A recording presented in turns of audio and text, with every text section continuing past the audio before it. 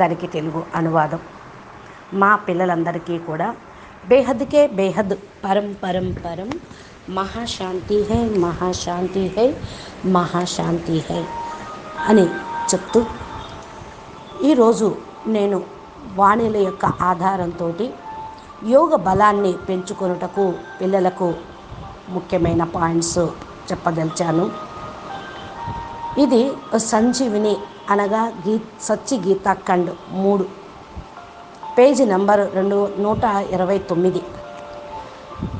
బాపు చెప్తూ ఉన్నారు, భలే జ్ఞానం ఎంత మంచిగా ఉన్నా, జ్ఞానంలో ఎంత చురుగ్గా ఉన్నా, యోగము గనక లేకపోతే, అనగా గొప్ప గొప్ప మహారథులు మేము జ్ఞానం నేర్చుకున్నాము తెలుసుకున్నాము అంటారు, కానీ యోగంలో ముందు లేకపోతే ఏమీ లాభం లేదు. వాక్కులో చెప్పటంలో కూడా చాలా చురుగ్గా ఉండొచ్చు. దానికి బాపూజీ అంటూ ఉన్నారు కూడా, ఇది పండితుల్లాగా నోటికి చిలక పలుకుల్లాగా వాగ్దాటితోటి వాక్ చాతుర్యంతో చెప్పటం అనేది జ్ఞానంలో భలే చురుగ్గా ఉంటారు. కానీ యోగం లేకపోతే ఎలా? జ్ఞానంతో వికర్మలు వినాశనం కావు, యోగంతో వికర్మలు వినాశనం అవుతాయి అని చెప్పారు. ఎప్పుడైతే యోగం అనేది ఉండదో, యాక్యురేట్గా చెయ్యరో, మరి వికర్మలు వినాశనం ఎలా అవుతాయి? వికర్మలు వినాశనం అవ్వాలి అంటే నిస్సంకల్ప స్థితిని పొందాలి. ఎప్పుడైతే నిస్సంకల్ప స్థితిలో ఉంటామో యోగం అనేది అదంతట అదే కుదురుతుంది. యోగ సమయంలో మనం ఏదైతే బాపుని జ్ఞాపం చేస్తూ ఆత్మస్వరూపంలో ఉంటూ పరమాత్మని జ్ఞాపం చేస్తూ ఉంటామో అప్పుడే ఉన్నతమైన పదవిని పొందగలుగుతాం. యోగమే పదవిని ఇస్తూ ఉంటుంది. యోగంలో మస్తుగా ఉంటేనే మీరు పరాకాష్ఠకి చేరుకోగలుగుతారు, పదాన్ని పొందగలుగుతారు. వికర్మలు వినాశనం ఎలా చేసుకోవాలి అనే విషయం బాపూజీ కూడా చాలా చెప్పారు. ఒక్కసారిగా జ్ఞానం అనే సముద్రంలో మునుగుతూ ఉండాలి. అది పాల లాంటి పరమతత్వాల ప్రపంచంలో ఉన్న సముద్రం.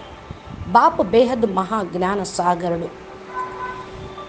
కాబట్టి మీరు ఆకారీ రూపంలో ఆత్మలుగా అవ్యక్త స్వరూపాన్ని ధారణ చేసి బాపుని జ్ఞాపం చేయటమే అసలైన యోగం. ఏ విధంగా ఆకారీ రూపంలో ఆత్మలు తిరుగుతూ ఉన్నారో, ఆకారీ రూపము అంటేనే 3 తత్వాల శరీరము. మనము ఇప్పుడు బాపు చెప్పేటువంటి జ్ఞానంతో కళ్ళు మూసుకొని ఈ మహాజ్ఞాన సముద్రంలో నడుస్తూ ఉండాలి. ఎక్కడ ఆలోచన అనేది ఉండరాదు. ఉన్నతోన్నతమైన పరంధామంలో బుద్ధిని తీసుకొని వెళ్ళి బాపు ఎదురుగా కూర్చొని బాపుని జ్ఞాపం చేయాలి. బాపూజీ మస్తకంతో ఏదైతే పవర్ వస్తూ ఉందో మన ఆత్మ లోపలికి అది చేరుకుంటూ ఉంటుంది. ఆత్మస్వరూపాన్ని అనుభూతిని చేయిస్తూ ఉంటుంది. నిరాకారి ఆత్మ యొక్క అనుభూతి ఎప్పుడైతే కలుగుతూ ఉంటుందో అది ఈ పాత ప్రపంచం నుండి అతీతంగా తీసుకొని వెళ్తుంది. మనం ఈ యొక్క తమో ప్రధానమైన సాకార ప్రపంచాన్ని మర్చిపోతాము. మన యొక్క స్థితి అదే. అప్పుడే మన వికర్మలు వినాశనం అవుతాయి. పరంధామములో అయస్కాంతం యొక్క శక్తి ఉంది, బేహద్ పవరు ఉంది. బేహద్ పవరు అది బేహద్కే బేహద్ ఆల్మైటీ అథారిటీ యొక్క పవరు. ఆ శక్తితోటే మన లోపల వ్యక్తం నుండి అవ్యక్తంగా అయ్యేటువంటి పవర్ అనేది వస్తూ ఉంటుంది. దాన్ని మనం ఇప్పుడు అనుభవం చేసుకోవాలి. అనుభూతి అనేది చాలా అవసరము. భలే జ్ఞానం ఎంత ఉన్నప్పటికీ కూడా యోగంలో పవర్ఫుల్ స్థితి లేకపోతే మీ యొక్క జన్మాంతరాల ఖాతాలు కారణ శరీరంలో ఉన్న వికర్మలు వినాశనం కావు. యోగంతో బేహద్ కళల పరంధామంలో ఉన్న పవరు కారణ శరీరంలోకి వస్తుంది. కారణ శరీరంలో ఉన్న రికార్డులన్నీ ఖతమైపోతాయి. మనమైతే జ్ఞానం విని చాలా ఖుషి అయిపోతాం. జ్ఞానం మాకు బాగా అర్థమైపోయింది, తెలిసిపోయింది, బాపు జ్ఞానం వింటున్నామని. కానీ ఎంతవరకైతే జ్ఞాన స్వరూపంగా కామో అంతవరకు ఫరిస్తా స్వరూపంలో కూడా రాలేము. ఫరిస్తా స్వరూపాన్ని ధారణ చేసేటువంటి సమయం ఇప్పుడు వచ్చేసింది. అనగా ఆకారి స్వరూపాన్ని ధారణ చేసే సమయం వచ్చింది. మనము ఈ ప్రపంచం వాళ్ళం కాదు. ఎక్కడి నుండి అయితే వచ్చామో అక్కడికి వెళ్ళాలి, దాన్నే జ్ఞాపకం చెయ్యాలి. కొంత మరి ఈ యొక్క నాలెడ్జి బుద్ధిలో ఉంటేనే కొత్త ఇంటిని జ్ఞాపకం చేయటం జరుగుతుంది. అంటే ఎక్కడికైతే మనం వెళ్ళాలో అది అవినాశి అమరలోకం, అది అసలైన ఇల్లు, బాపూజీ ఉన్నటువంటి ఇల్లు, మనం అందరినీ తీసుకొని వెళ్ళేటువంటి ఇల్లు. బాపు కూడా ఉంటూ ఉన్నారు, దాదాజీ కూడా అక్కడే ఉంటారు.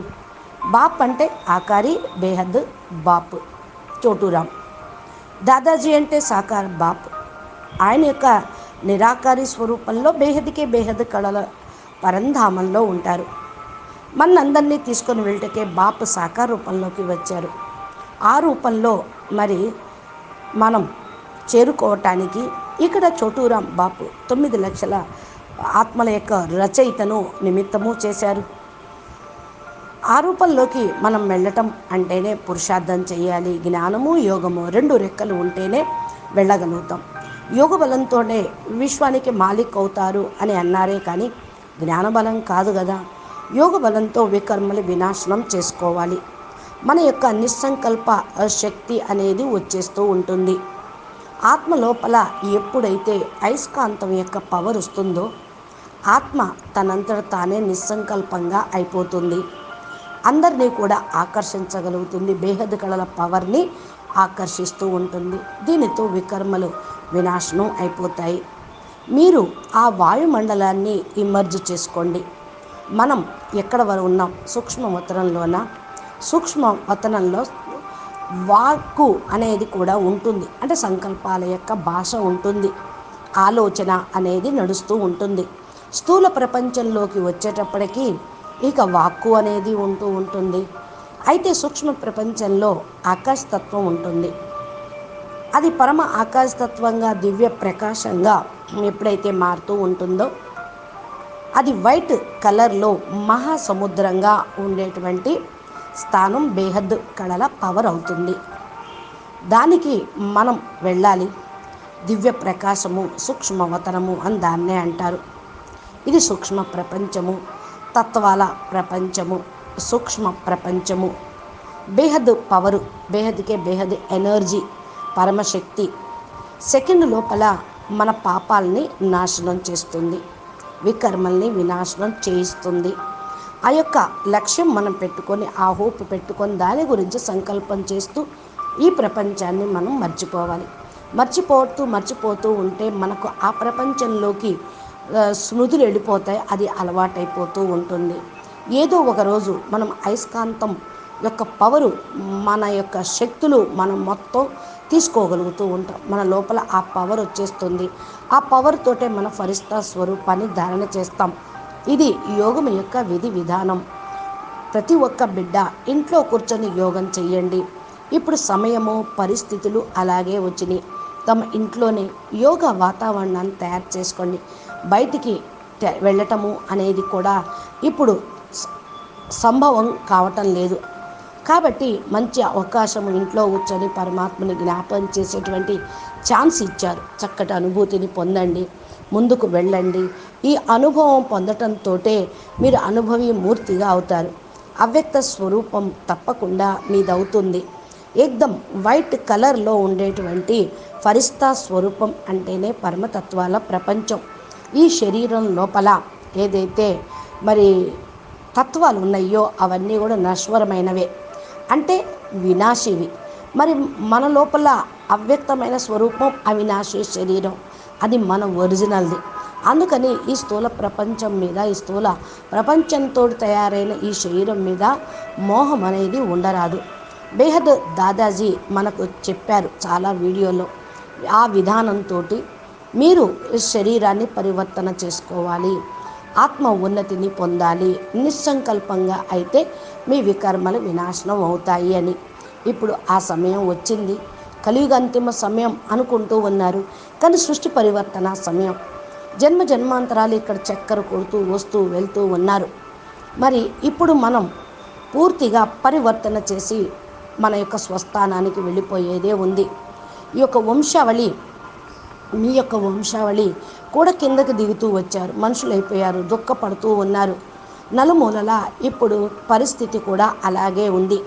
అతి దుఃఖము ప్రబలిపోయింది, మాయ ఎక్కువైపోయింది. వికారాల కారణం వల్ల, నెగిటివ్ ఆత్మల కారణం వల్ల ధర్మ భ్రష్ట కర్మ భ్రష్టంగా అయిపోయింది. యోగం యొక్క మరి యోగ వశిష్టము అనేది ఉన్నది కదా, దాని లోపల ఇప్పుడు ఏమైపోయింది, ఆసురీ స్వభావిగా అయిపోయారు. ధర్మ భ్రష్టం అంటే ఆసురీ స్వభావంగా అయ్యారు.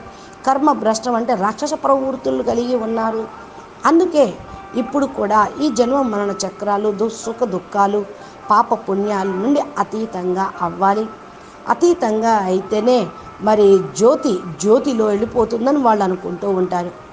అందరూ పారలౌకిక ప్రపంచంలోకి బేహద్దు పరంపిత శిక్షణ ద్వారా త్రిమూర్తి తండ్రి ద్వారా త్రికాలదర్శినిగా అయ్యి మనల్ని సృష్టి ఆది మధ్య అంత జ్ఞానాన్ని ఇచ్చి మళ్ళీ తీసుకొని వెళ్ళటం కోసమే బాపూజీ సాకార రూపంలోకి వచ్చేసారు. యోగేశ్వరుడు సర్వశక్తివాన్, విశ్వమునకు అధికారి అయినటువంటి పరంపిత, పతిత పావనైన తండ్రి ఈ మాయ బంధనాల నుంచి విడిపించడం కోసం మన కోసం వచ్చారు.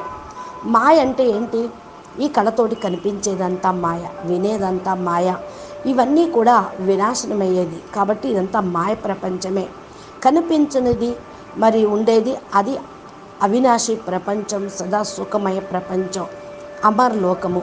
ఎప్పుడైతే మీకు దివ్య బుద్ధి వస్తుందో దివ్య దృష్టి కూడా లభిస్తుంది అంతిమంలో, అప్పుడు ఆ యొక్క అవినాశి అమరలోకాన్ని చూడగలుగుతూ ఉంటారు. దివ్య దృష్టి, దివ్య బుద్ధి ఎవరికీ కూడా ఇప్పుడు లేదు. ఇచ్చే శక్తి లేదు, పొందే శక్తి లేదు. కాబట్టి బాప్ పైన మీరు నిశ్చయం పెట్టుకోండి. బాపూజీ ఏదైతే ప్రేమను ఇచ్చారో, దివ్య బుద్ధి కూడా ఏ విధంగా వస్తూ ఉందో దానికి కృతజ్ఞతగా బాపూజీ పైన విశ్వాసం పెట్టుకోండి. దివ్య దృష్టి ఆటోమేటిక్గా వస్తుంది. సాంగత్యం యొక్క రంగుని కాపాడుకోండి. బాపూజీ దగ్గర దివ్య దృష్టి ఇచ్చేటువంటి శక్తి ఉంది. దివ్య దృష్టియే మిమ్మల్ని పై లోకాలకు తీసుకొని వెళ్తుంది. వాటన్నిటినీ కూడా చూడగలుగుతూ ఉంటారు. దివ్య బుద్ధితోటి జ్ఞానాన్ని బాపూజీ అనంత కళల జ్ఞానం చెప్తూ ఉన్న దాన్ని అర్థం చేసుకునేటువంటి శక్తి కూడా వస్తూ ఉంటుంది. ఎప్పుడైతే బాపూజీతోటి మనకు ఎడతెగని ప్రేమ, అటూటు విశ్వాసం, నమ్మకం ఉంటుందో అదే పవర్ లాగా అవుతూ ఉంటుంది. బాపూజీ మన్ని ఈ దరి నుండి ఆ దరికి చేర్చడం కోసమే వచ్చారు.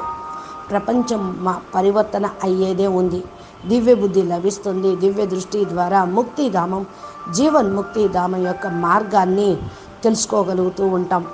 వికర్మలన్నింటినీ కూడా వినాశనం చేసుకొని వికర్మ జీతుగా కాగలుగుతాం. వికర్మలు వినాశనం అయితే బేహద్దు కళలకు వెళ్ళిపోయి అక్కడ దాదాజీ స్వరూపాన్ని జ్ఞాపం చేస్తూ ఉంటూ ఉంటాం. బుద్ధి ద్వారా చేయాల్సినటువంటి పని బుద్ధి ద్వారా చేరుకోవాలి.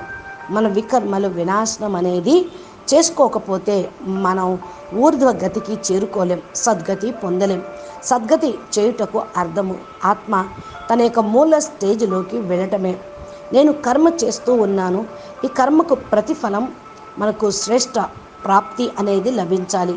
ఈ యొక్క సంజీవినిలో కూడా మరి చక్కగా రాసి ఉంది.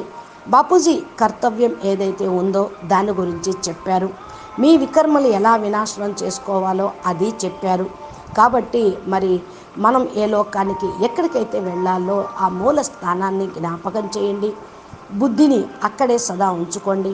కళ్ళు మూసుకొని కూర్చోండి. ఒక్క సెకండ్లో మనం స్మృతిలోకి వెళ్ళిపోతూ యోగంలోకి వెళ్ళిపోతే ఒక సెకండ్లో ముక్తి, జీవన్ముక్తి ఇచ్చేటువంటి సమయంలో ఇది ఉపయోగపడుతుంది. ఈ విధంగా బేహద్ కళల పరంధామంలో పూర్తిగా తెల్లటి వాయుమండలం, పరమతత్వాల పరం లైట్ వాయుమండలం మనం సంకల్పం చేస్తూ ఉంటే అక్కడికి చేరుకుంటే బుద్ధి ద్వారా ఆ పవర్ మన లోపలికి, మన ఆత్మ లోపలికి మరియు కారణ శరీరంలోకి వస్తూ ఉంటుంది.